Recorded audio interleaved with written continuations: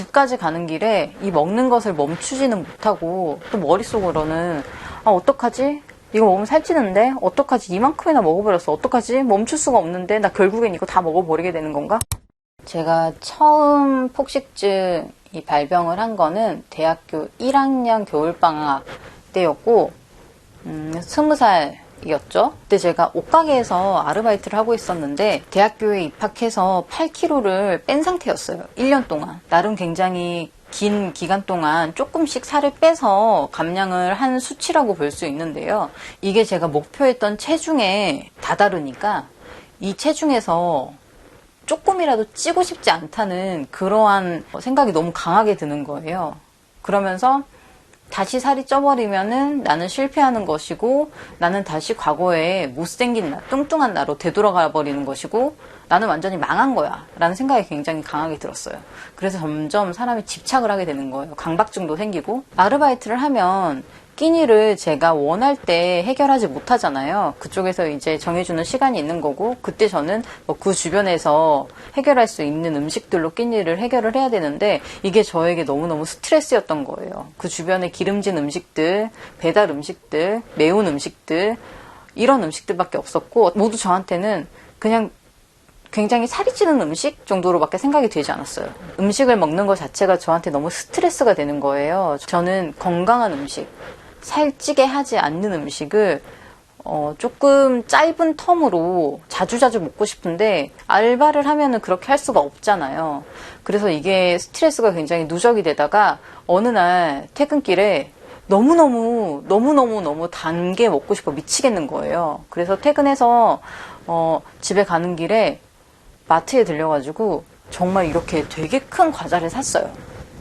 과자를 사서 분명히 처음에는 조금만 먹어야지 이렇게 생각을 했을 거예요. 근데 이걸 터서 한 입 먹었더니 정말 너무너무 맛있는 거예요. 멈출 수가 없는 거예요. 그래서 집에 가면서 이 과자 한 봉지를 거의 다 먹었어요. 이게 조금 절반 정도 먹게 되면은 그때부터 이제 뭔가 현실이 자각되면서 걱정이 되기 시작하죠. 오늘 하루 잘 굶어놨는데 이거 참지 못하고 먹어버렸네. 나는 왜 그랬을까? 나는 왜 이걸 참지 못했을까? 이런 생각을 하면서 그럼에도 멈추지는 못해요. 너무 맛있거든요. 그래서 집까지 가는 길에 이 먹는 것을 멈추지는 못하고 또 머릿속으로는 어떡하지? 이거 먹으면 살찌는데? 어떡하지? 이만큼이나 먹어버렸어. 어떡하지? 멈출 수가 없는데? 나 결국엔 이거 다 먹어버리게 되는 건가? 나 살찌는데 어떡하지? 그런 5만 가지 생각들이 계속해서 머릿속에 왔다 갔다 하는 거예요. 그러면서 생겨나는 불안감. 진짜 살찌면 어떡하지? 살찌면 어떡하지? 그때는 그 과자 한 봉지를 먹음으로써 지금까지 감량했던 8kg가 전부 없어져 버리는 것처럼 느껴졌어요. 그냥 다 망한 것 같은 그런 기분? 너무 괴로운 거예요. 그래서 이렇게 괴로우니 차라리 방금 먹은 걸 다 토해내버리자. 그게 더 나을 거야. 라는 생각이 들면서 정말 집에 가서 문 열자마자 화장실로 달려가서 토를 했어요. 그게 제 첫 번째 폭토예요. 그렇게 처음 폭토를 하게 됐더니 처음에는 한 달에 한 번 정말 너무너무 많이 먹어버렸을 때 그래서 너무 불안할 때 그때 이제 뭔가 폭토를 하게 되면서 좀 습관성이 됐어요. 그러면서 주기가 되게 짧아지면서 한 달에 한 번, 2주에 한 번, 일주일에 한 번 그리고 나중에는 정말 하루에 4번, 5번까지 폭토를 하게 될 정도로 심각해졌었어요. 폭토를 한 첫날부터 그게 옳은 행동이 아니라는 건 알고 있었어요. 그래서 계속해서 이러지 말아야지. 이건 잘못된 행동이야. 이러면 안 되라고 머릿속으로는 생각을 하면서 제 의지로 그 행동을 막을 수가 없는 거예요. 근데 제가 하는 행동이잖아요.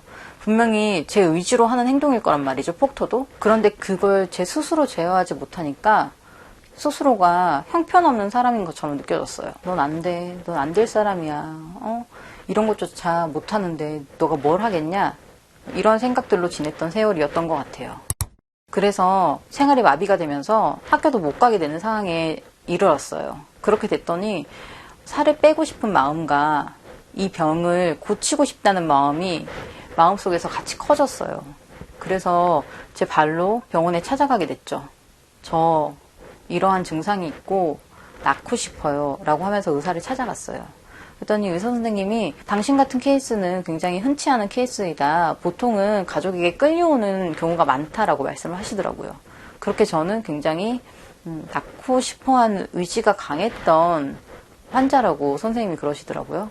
그럼에도 불구하고 쉽게 낫지 않는 환자이기도 했지만 어쨌든 저는 굉장히 이 병에서 회복되고 싶은 의지가 강한 사람이었어요. 그런데 제가 병이 생긴 이후로 지금 18년이라는 세월이 지났잖아요. 조금 이 식이장애라는 병이 제 안에서 제가 이렇게 성장을 하고 나이를 먹고 저의 환경이나 상황들이 변하면서 제 안에 이 식이장애도 같이 이렇게 변하더라고요.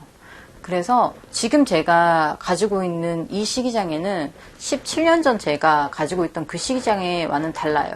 굉장히 많이 다른 양상을 보이고 있어요. 그럼에도 불구하고 저는 여전히 식이장애를 앓고 있는 중이에요. 전처럼 심각한 상황은 아니에요. 지금 같은 경우는 거의 완치돼 버린 거 아닌가 싶을 정도로 굉장히 지금 좋은 상태인데 제가 한 3개월 전에 굉장히 정신적으로 힘든 때가 있었거든요. 그때 또 이렇게 뭔가 이러한 증상이 확 몰려오는 거예요. 그래서 내가 100% 완치됐다라고는 할 수 없구나. 역시 이 병은 완치는 굉장히 어려운 병이구나 라는 생각을 했어요. 그래도 제가 이렇게 열심히 직장 생활도 했었고 지금은 또 퇴사해서 열심히 제 일을 하고 있는 만큼 이 병이 걸렸다고 해서 세상이 끝나는 건 아니에요. 살이 찌면 세상이 끝나는 게 아닌 것처럼 식이장애에 걸렸다고 해서 세상이 끝나는 건 아니에요. 병이기 때문에 약을 먹고 치료를 하면은 분명히 낫는 병이에요. 오늘 제가 이렇게 카메라 앞에 선 거는 처음이라서 굉장히 말도 두서가 없고 무슨 말을 어떻게 들려드려야 할지에 대한 고민도 그냥 영상을 한번 촬영해보니까 너무 많아졌고 이러한 방식이 맞는지에 대한 고민도 들면서 점점 뭔가 생각이 많아지니까 못하겠더라고요. 그런데 그냥 일단 해야 되겠다. 필요하다고 생각하니까 해야 되겠다라는 생각이 들어서 제가 하고 싶은 말은 저는 사실 그러니까 우리가 이렇게 해서 이러한 생각을 버리고 이러한 행동을 하고 이렇게 해야 되는 거야 라고 말을 하기보다는 저도 정답은 뭔지 몰라요.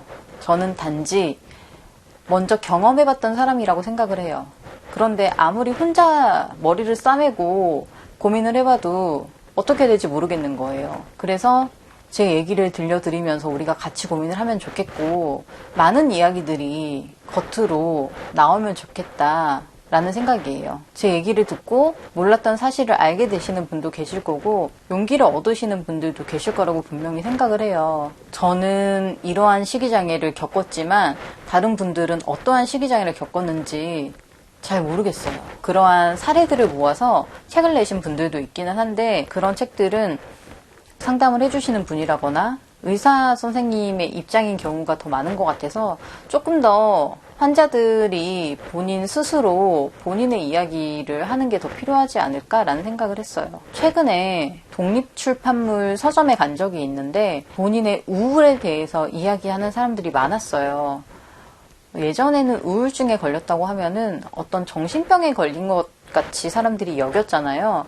그런데 지금은 우울증이란 거는 누구나 걸릴 수가 있고 나아지기 위해서 우리에게 어떠한 치료가 필요한지 알게 됐다고 생각을 해요. 저는 식이장애도 우울증처럼 나의 배고픔, 나의 식이장애 이런 것들에 대해서 드러내놓고 이야기할 수 있는 그런 시기가 왔으면 좋겠고 그 병을 치료하기 위해서 무엇을 해야 될지 잘 알고 있는 시기가 왔으면 좋겠어요. 잘 부탁드리고 얼마나 많은 분들이 이 영상을 봐주실지는 모르겠지만 만약에 앞으로 나누고자 하는 이야기 그리고 저에게 궁금한 이야기가 있다면 댓글로 남겨주시면 제가 앞으로 이야기해 보도록 하겠습니다.